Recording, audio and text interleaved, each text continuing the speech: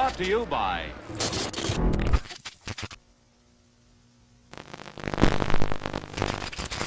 A lot of people ask me how I decide on what films to cover here on the channel.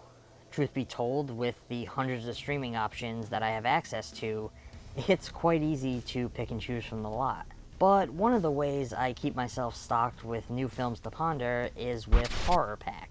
Horror Pack is a horror film subscription box that brings 4 carefully chosen fright flicks on your choice of either Blu-ray or DVD to your doorstep each month, bringing back a little bit of that video store nostalgia, without ever having to worry about returns or late fees. How does this work, you might ask? Using our affiliate link down in the description, just head on over to horrorpack.com. Choose your plan of either DVD or Blu-ray. Select the payment option that best suits your needs. The longer the plan, the more you save. The Frightful staff packs and ships your horror pack to you, so one day you wander out to your mailbox and find a tightly packaged nightmare waiting for your viewing pleasure. As I mentioned, Horror Pack offers a variety of payment plans that best fit your needs, starting at just $24.99 a month for a month-to-month plan. And the best part, not only are you introducing yourself to a whole new world of horrors, hassle-free, but you're watching your collection grow without ever having to lift a finger. So get yourself Horror Pack and grow your horror collection today.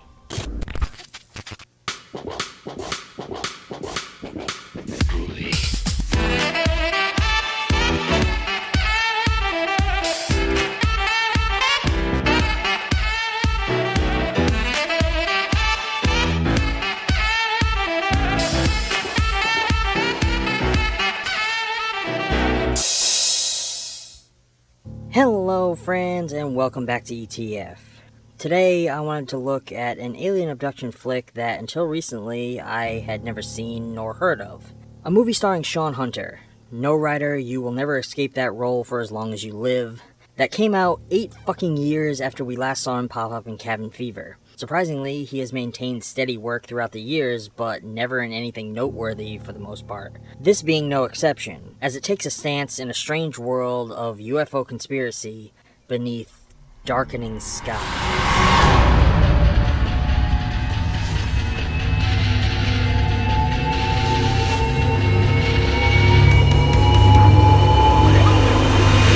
Directed by Victor Bornia and shot on an extremely low budget in a highly amateur camera quality, the film introduces us to a grad student, Eric Rayner, who has a thesis. UFOs and ETs are modern-day myths designed to explain events that seem unexplainable. But after a disturbing alien abduction nightmare, Eric must face the sudden and mysterious disappearance of his girlfriend. Desperate for answers, he meets a beautiful stranger who lost her boyfriend under similar circumstances. Together, they unravel the mystery, going deeper and deeper into a bizarre world of alien shapeshifters, implanting objects, organ harvesting, and humans seemingly possessed by malevolent forces. This film was shot in the end of summer 2009.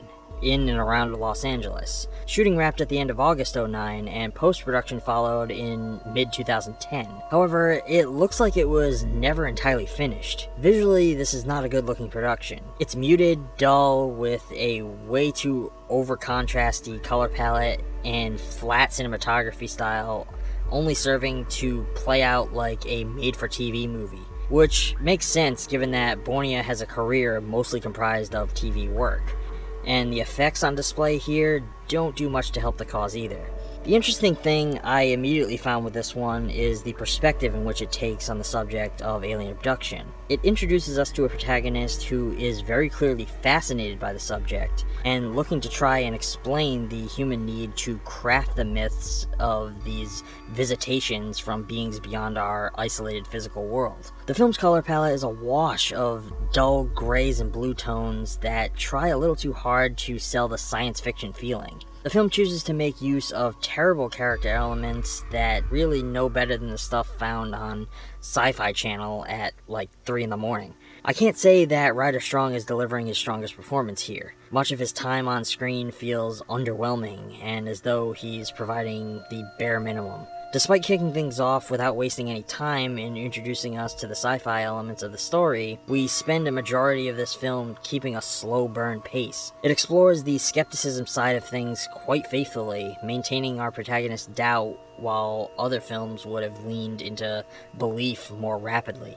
The film also doesn't do a very good job of hiding the fact that our protagonist is a former psychiatric patient, given that throughout every moment with his doctor/professor is awkward and she is badly trying to cover up the truth.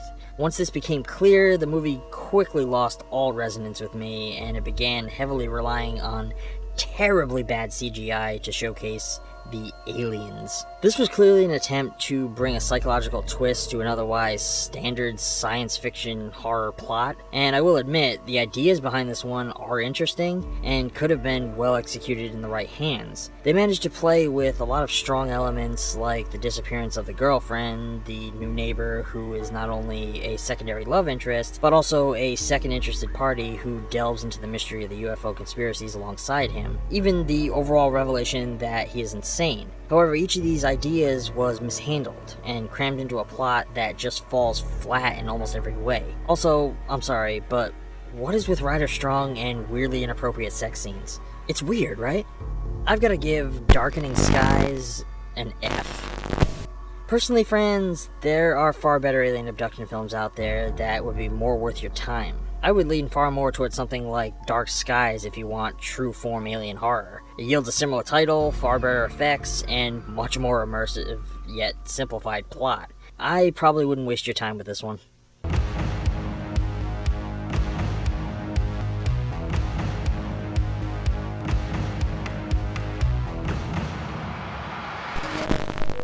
Well friends, that's going to be all for now. If you enjoyed this video, or you have suggestions for more films that you would like to see covered in the future, let us know down in the comments below, give this video a thumbs up, subscribe if you aren't already, and click that little bell icon to be notified on all of our future videos.